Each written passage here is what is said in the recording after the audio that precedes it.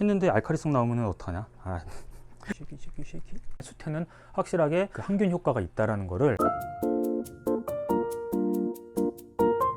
지금 보이시는 게 스페그넘 모스라고 합니다. 이끼류. 이렇게 말하면 조금 어려울 수 있는데요. 바로 이게 수태입니다. 스페그넘 모스를 다른 말로 생수태라고 하죠. 이거를 말린 게 바로 건수태입니다. 피트모스 들어보셨죠? 상토 재료로 많이 쓰이는데 피트모스도 스페그넘 모스류하고 관목류, 키가 작은 나무들이 오랫동안 퇴적이 된 유기물들입니다. 이 한 3,000년에서 5,000년 이전부터 퇴적이 되면서 피트모스라는 것이 나오게 되는 거죠. 수태가 쓰임이 굉장히 많아요. 가장 많이 쓰는 이유가 통기성하고 이제 보습성이 좋기 때문이죠. 건수태, 우리가 많이 쓰는 수태인데요. 그 통기성은 이제 바람이 잘 통하는 것, 그리고 보습성은 물을 잘 보관해주는 능력이 좋다는 거죠. 건수태는요, 특히 이 말린 상태에서 자기 몸에 16배에서 26배까지 수분을 저장을 할 수 있다고 합니다. 풍란도 이 수태로 상토나 이런 거를 쓰지 않고 수태로 쓰죠. 그 이유는 풍란 같은 경우에는 이제 착생식물이라고 하죠. 바위나 이런 나무에 붙어서 사는 이 식물들은 뿌리가 노출이 돼 있는 반면에 또 높은 습도를 유지를 합니다. 그 자생지를 보면 바람도 잘 불고요. 그래서 이 뿌리에 수분을 공급해주면서 바람이 잘 통할 수 있는 이런 재료들을 뿌리에다가 감싸가지고 키우면은 잘 크기 때문에 수태를 많이 이용을 하지. 뭐 목부작이나 박쥐란이라든지 그 나무에 붙어서 사는 이런 식물들 역시도 이런 수태에다가 키우면은 굉장히 잘 키울 수 있습니다. 몬스테라나 필로덴드론 같이 덩굴 식물 같은 경우에도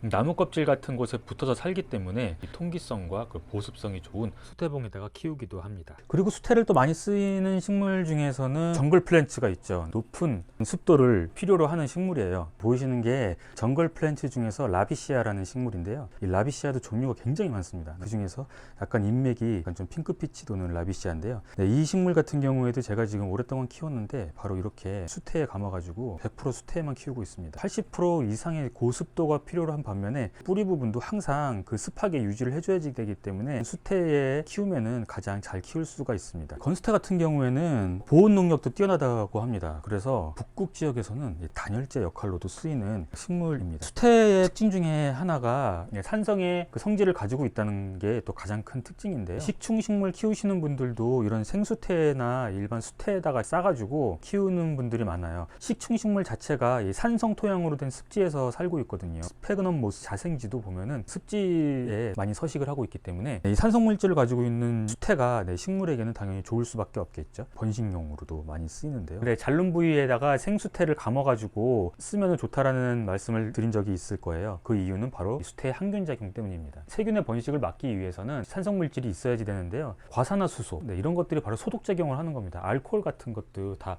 산도가 높기 때문에 소독작용을 하는 건데요. 수태 자체에도 그 산도가 높기 때문에 항균성이 있어요. 식물을 자른 부위에다가 이 생수태를 붙여주면은 세균의 감염을 막을 수 있는 거죠. 사실은 일상생활에서도 이 수태가 이미 인디언들이죠. 아메리카 원주민들은 이미 건수태를 이용을 해서 여성 위생용품 그리고 아기 기저귀로 썼다고 합니다. 그 항균성이 있고 물을 빨아들이는 능력이 있기 때문에 손색이 없었던 거죠. 그리고 1차 세계대전 때는 이 건수태를 붕대로도 썼다고 합니다. 뭐 여드름, 백선, 뭐 습진 이런 다양한 피부 질환에도 사용이 됐고요. 식물의 후시딘은 생수태라고 그렇게 말씀을 드린 적이 있는데 실제 생활에서도 그런 후시딘의 역할을 수태가 하고 있었던 거죠. 2차 대전 때는 영국 적십자사가 안면 상처, 염증 치료를 하는데 실제로 이 수태를 썼다고 해요. 이 산도를 측정하는 범위가 pH, 폐하라 그래요. 폐하는 0부터 14까지 있는데 그 중에서 가운데 폐하 7이 중성이라고 하고요.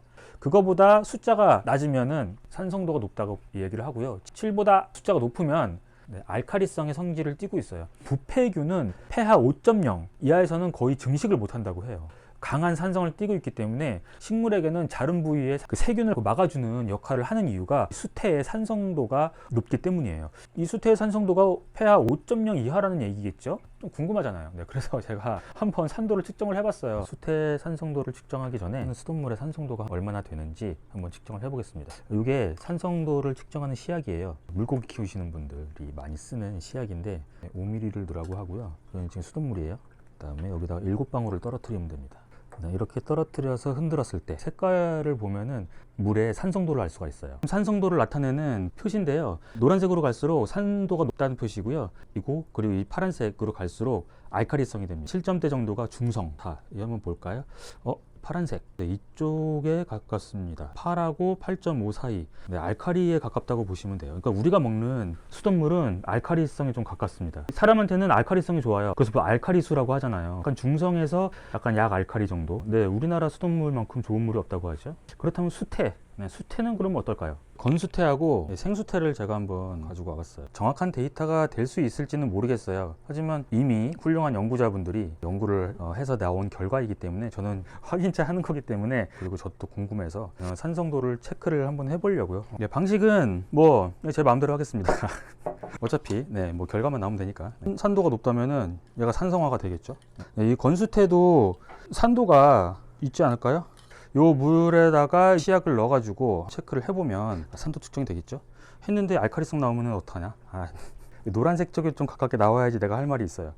요거는 생수태. 네, 이렇게 생수태하고 건수태 이렇게 두 가지 물을 담았고요. 이제 본격적으로 산성도를 한번 체크를 해보겠습니다. 네, 일단 생수태 먼저 7. 자, 5 들어볼까요?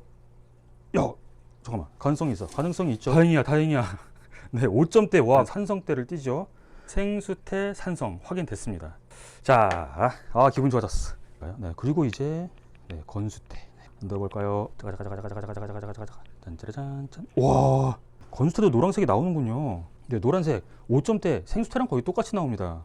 이 보신 것처럼 5.0대 생수태하고 건수태 모두 똑같이 유지를 하고 있는 것을 볼 수가 있죠. 수태는 확실하게 그 항균 효과가 있다라는 것을 알 수가 있었어요. 근데 둘 다 항균 작용을 하는 데는 문제가 없는데 왜 생수태를 이야기를 할까요? 그 생수태와 건수태의 차이가 있는데요. 건수태의 항균작용은 6주에서 10주라고 해요. 그러니까 한 두세 달 정도면은 이게 산성도가 떨어지는 거예요. 수태를, 풍란을 쓰시는 분들도 한 두세 달에 한 번씩은 수태를 교환을 해줘야지 된다고 하거든요. 그래서 좀 이렇게 보습성도 떨어지고요. 통풍도 좀 잘 안 되고, 이런 이유로 한 두세 달에 한 번씩 갈아주는 이유도 있지만 바로 항균성이 떨어지기 때문이에요. 이거는 제가 키우는 보석란인데요. 제가 이 수태를 안 간 지 한 몇 년이 됐거든요. 만약에 여기에 산도를 제가 측정을 해가지고 산성이 안 나온다 그러면은 항균 작용이 없는 게 맞다는 거겠죠. 네, 수태 위에 이끼들이 앉을 정도로 오래됐습니다. 여기다가 넣고 쉐키 한번 볼까요? 네, 중성. 네, 정확하게 중성에 가깝죠. 네, 지금 7점대를 보여주고 있는데 이 오래된 건수태는 중성. 네, 그러니까 항균 효과로서의 수태의 그 역할은 다 했다고 볼 수 있겠네요. 그래서 건수태보다는 생수태가 훨씬 더 좋다. 네, 수태가 이렇게 다양한 역할을 하고, 그리고 식물을 키우는데 정말 중요한 그런 재료로 쓰이고 있다는 건 알 수가 있겠죠. 요즘엔 뉴질랜드 이런 데서 많이 생산이 되고요. 캐나다, 북미 쪽에서도 많이 생산이 되고 있다고 하는데, 이것도 결국에는 유한한 자원입니다. 또 우리가 식물을 키우기 위해서 천연 자원들을 쓰고 있기는 하지만, 이것들을 채취하는데 3,000년에서 5,000년 정도 묵혔던 천연 자원이잖아요. 그래서 식물을 우리가 키우기 시작하고, 그리고 작물을 키우기 시작하면서 채취를 하기 시작을 하는 거죠. 식물을 위해서 또 다른 그런 자원을 고갈시키는 거라고 볼 수가 있습니다. 이런 생수태 같은 경우에는 재배를 대량 생산을 통해서 얼마든지 건수태로 만들 수가 있는데, 피트모스 같은 경우에는 오랫동안 묵혀있는 퇴적물이기 때문에 아무래도 대체제가 필요하지 않을까, 그런 생각을 해봅니다. 피트모스도 여러 층이 있는데요. 그 제일 상단에 있는 층을 화이트 피트모스라고 그러고, 하단에 있는 거를 이제 블랙 피트모스라고 그러는데, 상단에 있는 화이트 피트모스가 산도가 훨씬 강하다 그래요. 근데 이미 많이 채취가 됐기 때문에 지금은 그 화이트 피트모스는 구할 수가 없다 그럽니다. 이제 안에 있는 조금 더 산도가 낮은 블랙 피트모스만 지금 생산이 된다고 하니까 많이 고갈이 되고 있는 그런 상태라고 합니다. 오늘은 수태의 역할에 대해서 알아봤습니다. 고맙습니다.